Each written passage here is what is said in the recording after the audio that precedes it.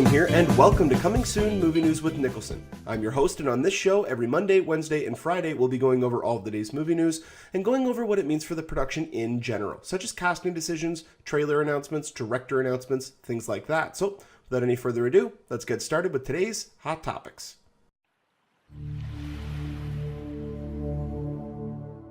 And the first story that I want to talk about today is that The Rock has finally announced who he will be playing in the DC Cinematic Universe. Now, he did come out a while ago and say that he was either going to play Shazam or he was going to play Black Adam, and he had not made up his decision. Well, it seems as though he has, because he has now selected that he is playing Black Adam in the upcoming Shazam film. Now, when he announced it via his Twitter feed. And he said that he himself would be playing the anti-hero, which, when I was talking about it about a week or two ago when he announced it, I said that it would make more sense if he was to go Black Adam. And I didn't think it was likely for him to choose Black Adam over Shazam because he had already been attached to that role. And I figured that, enough time had gone by that he saw a better character in Shazam or whatever the case may have been. But we now know that he is playing Shazam. Black Adam, I'm sorry. But I said that they would have to take the anti-hero route if he did choose Black Adam, because The Rock is not the type of personality or celebrity that a movie studio would get in a multi-film franchise and only have him show up once. You don't do that. You just wouldn't. It wouldn't make any sense. He's a star that you would want to keep around for a long, long time. It would have been like them having Tony Stark in the first Iron Man movie die. You don't get someone of that caliber who is now going to be at least one of the main faces of your cinematic universe and have him only appear in one film. Now, the one theory that I have with this, it's not my theory per se, it's just one that I do agree with.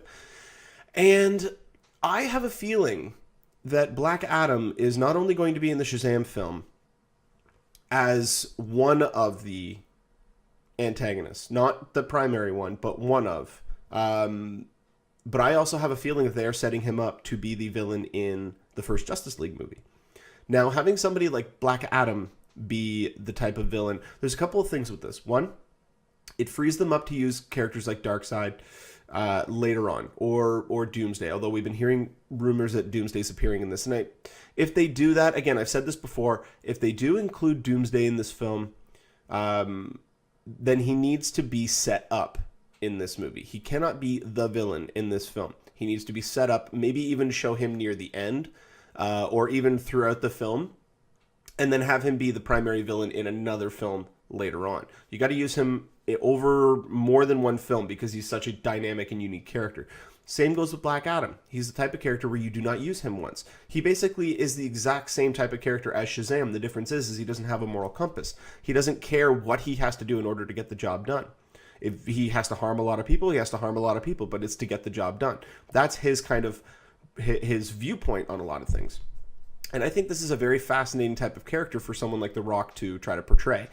Because we've seen in the past with movies like Snitch that he, and especially Pain and Gain, he is an actor. He can act. He can portray a specific character. It's not just his own persona that he puts into a role, although there will be a healthy dose of that in this film. You can guarantee that. But having him go against the Justice League, or having him be the primary villain in a Justice League movie, means that he will be in probably the biggest film that the DC Cinematic Universe will have for the foreseeable future. On top of that, it's a similar setup to what Marvel did with Loki, because Loki was the primary villain in the Avengers, but they set him up as a villain of sorts in the first Thor. I mean, he was the villain in the first Thor, but he had misguided intentions. All he wanted to do was just make his father proud. And even though he knew that he was the adopted son of Odin, he just wanted to make him proud and make him see that he was someone who he should look at when thinking about who's going to be the next ruler of Asgard, who's going to be the next this, who's going to be the next that. And that was his whole motivation. And then he just kind of lost his way along the road. But they could do Black Adam in a similar sense. Because even in Thor 2, Loki became... You saw a lot more sides of Loki in Thor 2 than I think a lot of people were expecting. Because at the end of the day, he loves his brother. He loves his family. But his actual aspirations kind of come in conflict with that love from time to time. And that's why he kind of goes off and does his own thing. He tries to invade Earth and rule it and show that he can be a good ruler. Even in his prison sequences in Thor 2, I mean, I thought those were riveting. Especially the one shot that always gets me in that film, and it was in the trailer, is spoiler alert for those of you who have not seen Thor 2, but right after Freya's death, Freya is Rene Russo's character. Once he hears about it, the guard comes up, mentions it. You can't hear what he says, but you get the gist of it, and he nods to him, and then he slowly starts to walk away, and the camera's behind him outside of his cell, and he just he clenches his fist like this, but everything in the room blows away from him. And that shot to me always was, listen, we haven't even seen what this character is capable of yet. And I'm excited to see where they could go. And they could do something very similar with Black Adam, especially with someone as The Rock portraying this character. Although the one thing now, there's two questions that come to mind. One, who are they going to get to play Shazam? Because you need somebody as physically imposing as The Rock to go up against him, at least to make it seem as though he has a chance, instead of it being the formulaic story where the hero wins. You have to actually showcase that there is a reason as to why this guy can win. Going up against someone like The Rock, it's like a Chevy going against a bulldozer and seeing who will win in a game of chicken. It just won't happen. You need to find somebody of his, not necessarily his acting caliber. I mean, you could find somebody that's probably a little bit better. There's a lot of guys who are worse, but you need to find somebody who is charismatic and the size of The Rock.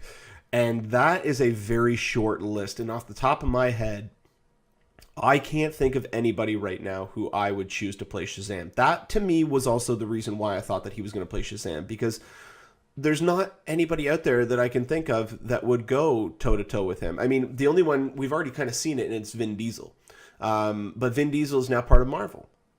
And I don't think it would be in Vin Diesel's best interest to not necessarily jump ship, but stay with Marvel, but also do a DC property. I don't think they would even let him do that. But yeah, I mean, now we have the actual information. We know who he is. We know who he's playing. We know now, I mean, with them teasing this project for so long and them actually having a film that they were going to do about 5-6 years ago, I have a feeling that this is going to be the next film after Batman v Superman. I have nothing to base that off of other than we've been hearing a lot more about this property. It's either going to be this or it's going to be Aquaman, but I don't think Aquaman's this far along.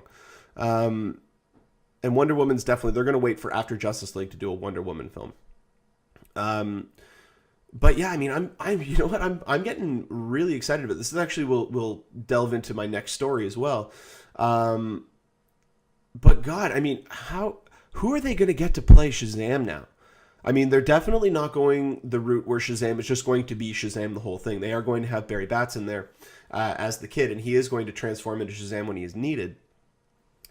But who are they going to get to play Shazam that will not be completely upstaged by The Rock? That I don't think they can find. I don't think there is somebody who they can find who is going to be both as physically imposing as The Rock and someone who is just as much of a showman as The Rock is, with that charisma and that personality. I really don't think so. And that, to me, almost is going to take away from the film. It's going to have a very Dark Knight feel, in the sense that most of the time anybody watches that movie, you're riveted by Heath Ledger's performance, and you don't really care about Batman because he was completely overshadowed by the villain.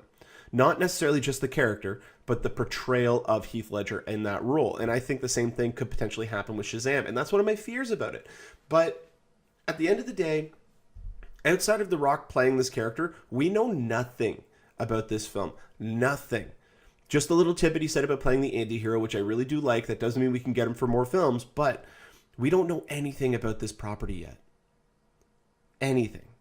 The only thing that we know about any of the DC movies is that Batman v Superman Dawn of Justice is the official title of the Man of Steel follow-up, the cast and stuff like that that's in it. We don't really know the storyline of it. We know that a Justice League movie is coming, but we don't know the actual lineup. we know that there's a Wonder Woman movie because Gal Gadot said that she signed a 3-picture deal, which means Batman v Superman, Justice League, and a Wonder Woman film. Outside of that, DC is completely open to speculation. We don't know anything concrete yet. But I hope that we are going to be getting some more information because this actually ties into my next story. Again, it's not really concrete information, but it allows the speculation machine to run wild, if you will. So when it comes to Black Adam and Shazam or The Rock playing him or any more information about that film, if it does come out, I will definitely update you guys on here.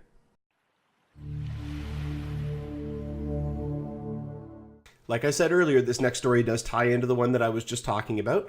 DC has gone out and registered 4 domain names for websites for some of their upcoming films, or at least I'm going to go over the information, and then I'm going to kind of delve into the behind the scenes of this. So Warner Brothers and DC have announced website domains for, what are they here? They are justiceleaguefilm.com.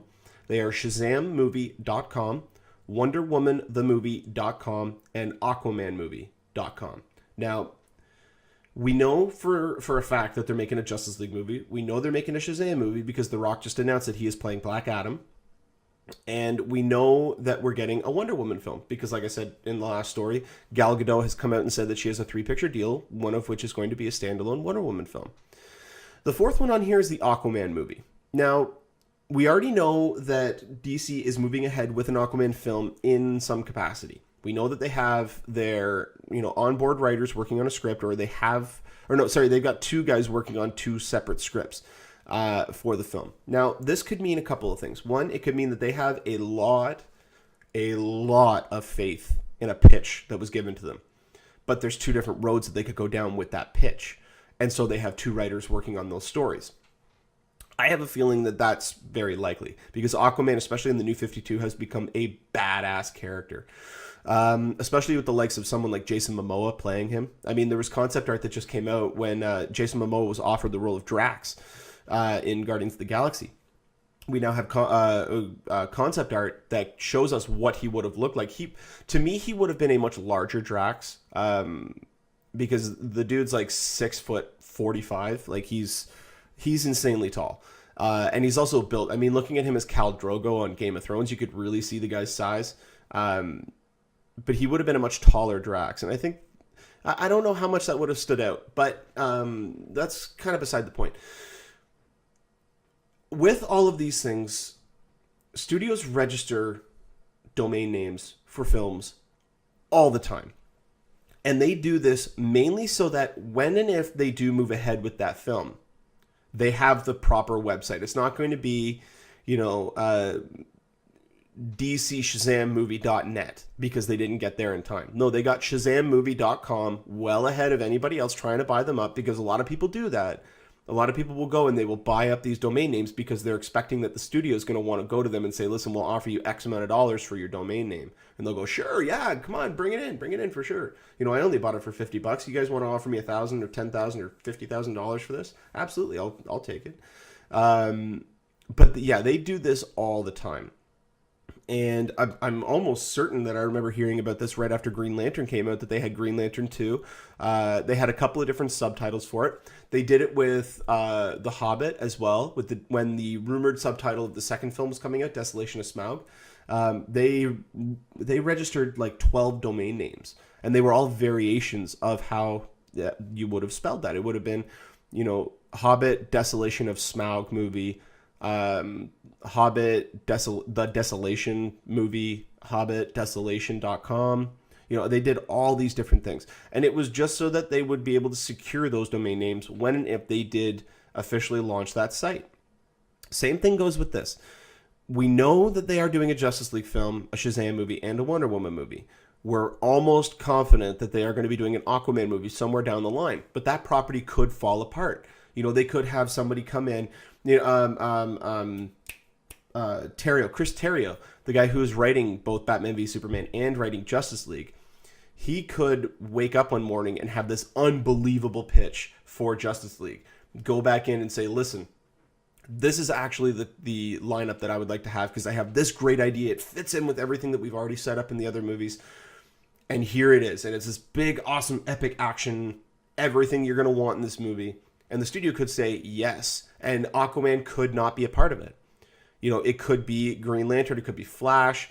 It could be Cyborg, Martian Manhunter. And there's other rumors of Martian Manhunter coming out as well. Apparently, Benedict Cumberbatch has been offered that role. Or not necessarily offered that role, but he's been approached about it because he was at, I don't know if it was Dragon Con or if it was another convention that he was at. But basically, yeah, he was just asked about this, and he answered it in a way that he was familiar with this property and with this project, and basically with them coming up and approaching him about it. And then they asked him about another one, and I can't remember which one that was, but he said that was news to me. But yeah, Benedict Cumberbatch it has been circling comic book properties for a while, and it looks like Marvel didn't work out with Doctor Strange. That was just a scheduling conflict, apparently. So now maybe it's looking like he's going to jump over to DC. I mean, only time will tell. We'll get more information about that, though, when that comes out. But yeah, if we were to take... Okay, let's step back for a second, and let's talk about this if this was real. If these were all films that they have in active development right now. We already know Justice League is, but other films that are in active development, what could this mean? And to me, this says that this could potentially be, after Batman v Superman, this could be our upcoming slate of DC films.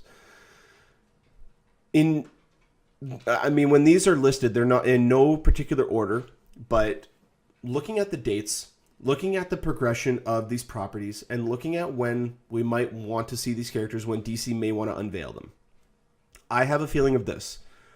We're going to get Batman v Superman in March 2016. The next date is August 5th, 2016. And I have a feeling that's the Shazam film.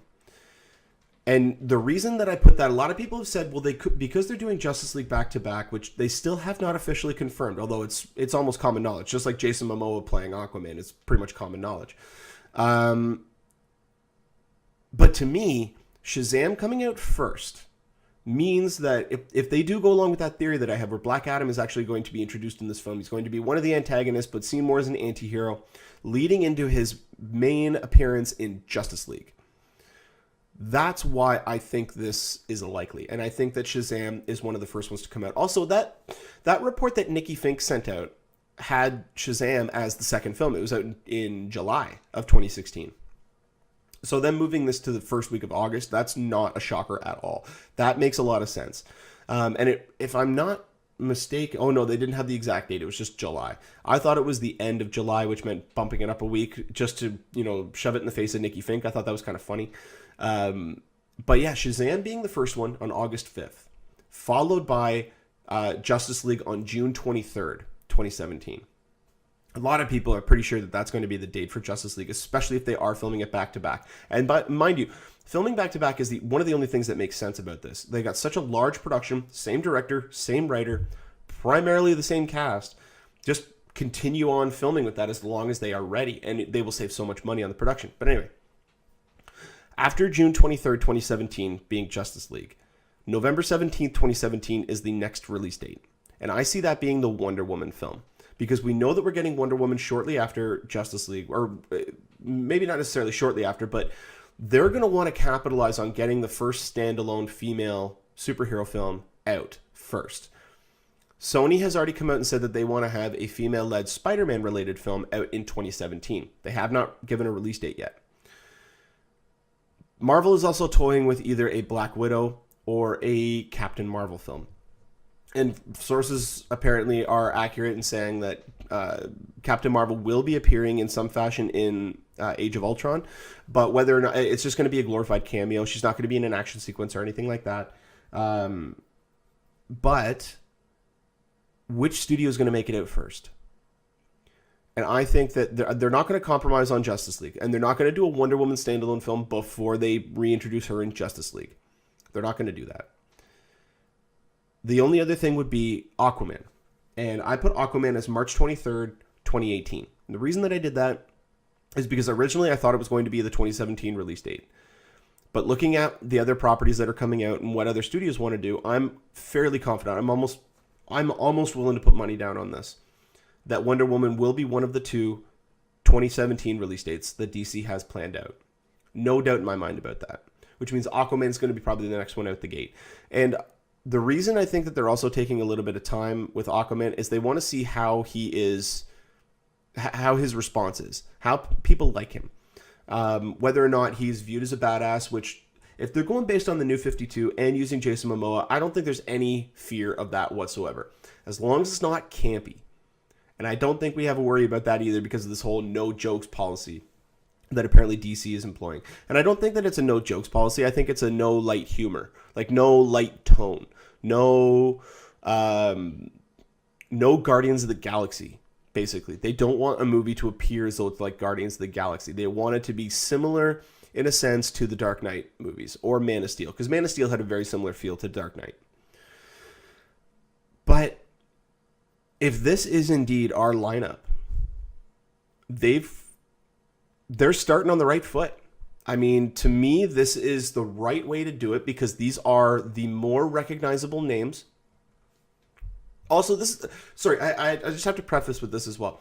This is also speculation based on the fact that we are assuming these are all going to be standalone films, that they are not going to be team-up movies, which is something that outside of Man of Steel, we have not seen a standalone DC film in this new cinematic universe. Batman v Superman will be a team-up movie with a lot of people. The next one at the gate is most likely going to be Justice League or Shazam. And Shazam is going to have Shazam and Black Adam and maybe even somebody else.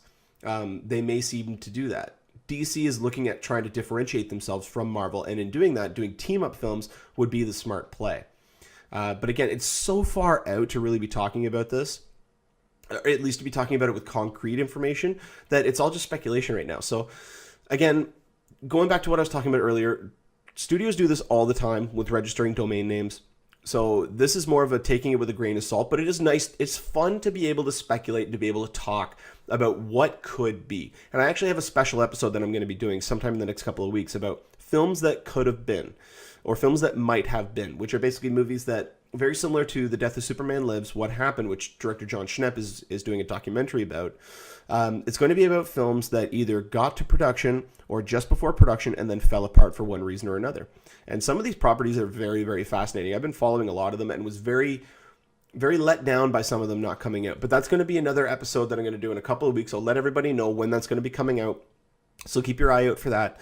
But yeah, when it comes to DC's upcoming films and this new slate and whether or not these URLs are going to be taken as fact, that's just going to take some time for us to figure out. So if we get more information about this, I will definitely update you guys on here.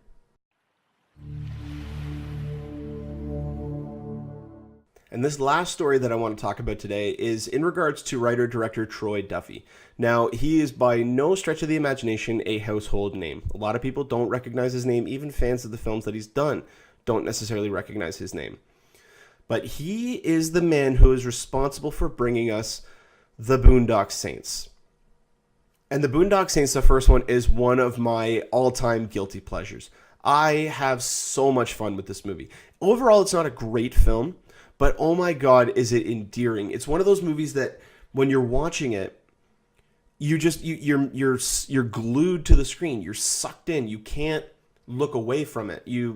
It just captivates you with the characters, with the editing styles that they use. Everything about it is so fun and unique. It's become a cult classic, and that's one of the reasons why back in 2009 they were actually able to do a sequel. It was called Boondock Saints 2 All Saints Day.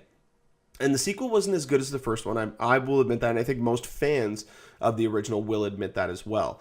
But it has, to me, one of the funniest moments out of both the films. And that was, it's near the beginning, or right at the beginning, actually, when they're over in Ireland, and they have these massive beards and stuff like that. And so they're getting ready to go back to the States. And they're, they want to be incognito and everything like that. So they go into the bathroom and they come out and they've completely shaved, they've cut their hair, and then they kind of stop and they look at each other and they go, it probably would have been better if we didn't shave. They wouldn't recognize us, or something to that effect. But I mean, to me, it was one of the funniest, most lighthearted moments of the movie. They're like, oh, damn it, we just had the perfect excuse and now we got rid of it. And I always thought that was kind of funny. But no, the first movie has always been a bright spot to me. It's one of those movies where if you're ever really feeling, I'm not necessarily down, but if, if you just really want to have some high level of excitement and not have to think about it, not really have to even pay attention to a lot of the movie, the Boondock Saints is definitely one that I watch anytime that I'm feeling like that. Well, Troy Duffy has kind of come out and he's tried to turn the machine on a third movie. So he's come out and he said that he has a title and he has a plot synopsis for the third Boondock Saints movie if they were to get it made. So the Boondock Saints 3 would be called Boondock Saints 3 Legion. And it would revolve around the brothers McManus, who are now in prison or in jail. It just says they're behind bars. And there is now a legion of followers that they have who are now taking up arms in the same vein that they did. They're taking up their mantle of fighting crime, if you will. And to me, and also on top of this, they're going to be revisiting the McManus' first ever crime. And to me, this is the best way to go about it because this is almost meta. This is almost like writing the film in the context of how it exists in the world. Because that's the same way that the Boondock Saints are. The original film has a cult following. It has a lot of people who cherish that movie, who follow it. I mean, not follow it. They don't go out and murder people. But they have a very unique connection to the film. And to me, this is Troy Duffy kind of writing that into a script saying, listen, we're going to take our actual fans who love us, we're going to write them into our movie and be the people who, if these guys have to go away, they're going to pick up their mantle and they're going to continue on with it. But the one thing that definitely needs to happen, I mean, also he's had kind of a little bit of a lull in his career. Bring Willem Dafoe back. You need to bring Willem Dafoe back. He was the highlight of the first film. He is so funny in this movie because he played, like, when you think of Willem Dafoe, you think of creepy. Well, I mean, he's creepy in this movie, but you think of villainous, you think of ulterior motives, you think of arrogant, you think of all these types of things. And he plays an over-the-top gay FBI agent, I believe, or just a high-ranking detective. I'm pretty sure it's FBI, though. But oh my God, does he steal every scene that he's in. He even showed up in a little cameo for the second one, and I was surprised by that because he said that he really had no interest in returning for the sequel. But then they got him back. Because Troy Duffy, from what I've been told, Troy Duffy is a very unique individual to deal with on set. I remember Norman Reedus came out, it was before the second one came out, I think, and he said that he wouldn't return to the second one because he didn't want to work with Troy Duffy again. But, I mean, they mended fences because they did the second one. And then after the second one came out, back in 2012, Norman Reedus said in an interview, he was misquoted. They ran with a different part of what he talked about, but essentially he said that he was asked if there was any progress on Boondock Saints 3. And he goes, well, I don't know, but I am going to a meeting tonight with Troy and with Sean Patrick Flannery being the other McManus brother. And that was the quote, but everybody ran with Norman Reedus confirms Boondock Saints 3 is happening. And he came back out about 3 weeks later or so. Maybe it was about a month later. And he said, no, it's dead in the water. It's not happening. It was taken, my words were taken out of context. I even said, quote me on this. I don't know. But I am having a meeting with them later on to talk about upcoming projects.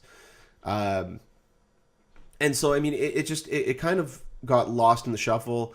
But then Troy Duffy came out again and said, no, we're working on it. Boondock Saints 3. I mean, if it has to be, a direct to DVD or a video on demand, then so be it. But he definitely wants to make it. Now we have a title and a synopsis. The only thing that's going to hold this movie up, because it's not that expensive to make these movies, is two things. One, Norman Reedus. Now, Norman Reedus, who played, why am I drawing a blank on his name? It always happens to me.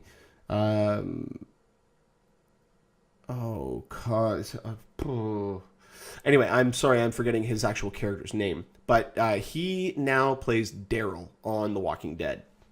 And it's not really a thing to do with scheduling conflicts, because this movie could shoot around his schedule. That's not a problem.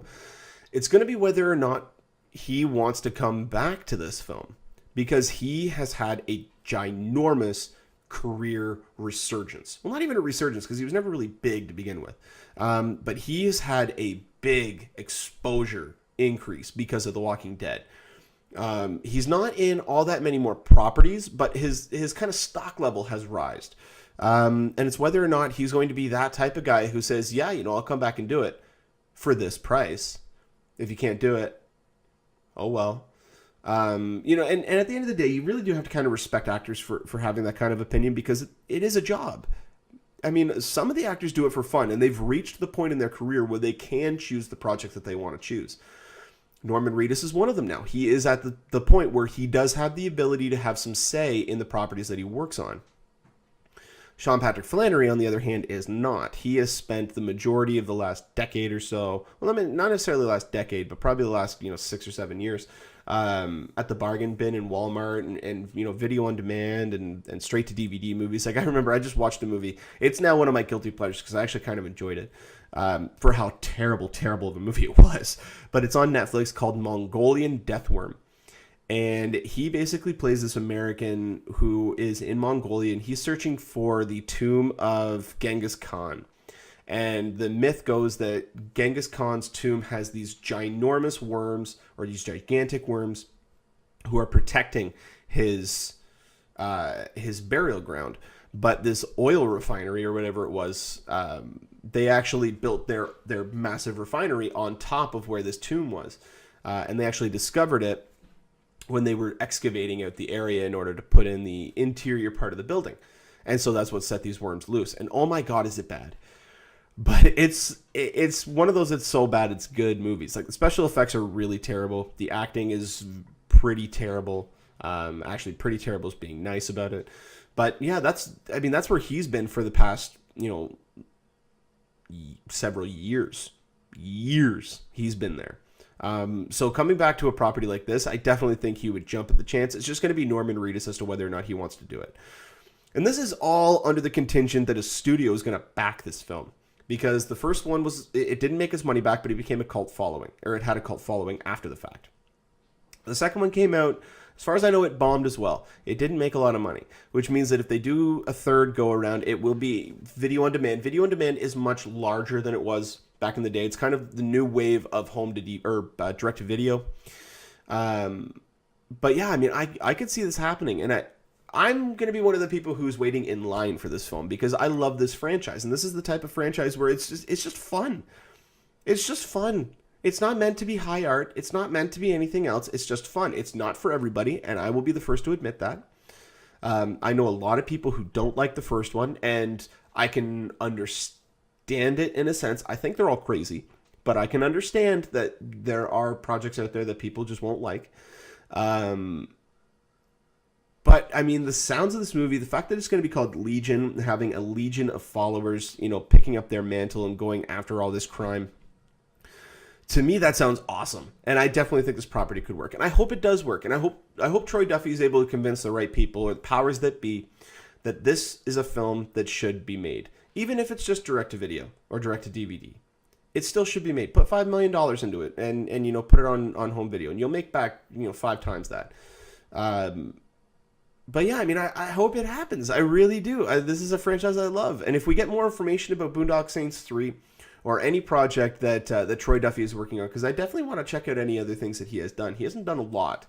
But, I mean, he's got such a unique mind. And that's one of the things I think that a lot of people like about the first film, is how different it is. How I don't want to say non-linear, but just how different it is from mainstream films. I mean, it has a similar plot structure. The editing choice is definitely unique. A lot of stuff is shown in slow motion. But it just adds to the fun factor of the movie, at least in my opinion. I know there's a lot of people out there who don't like it, and that's fine. That's absolutely fine. I am one of probably the minority of people out there who do really enjoy Boondock Saints, and I really hope that we get a third one. But only time will tell. If we get more information about this property, though, I will definitely update you guys on here.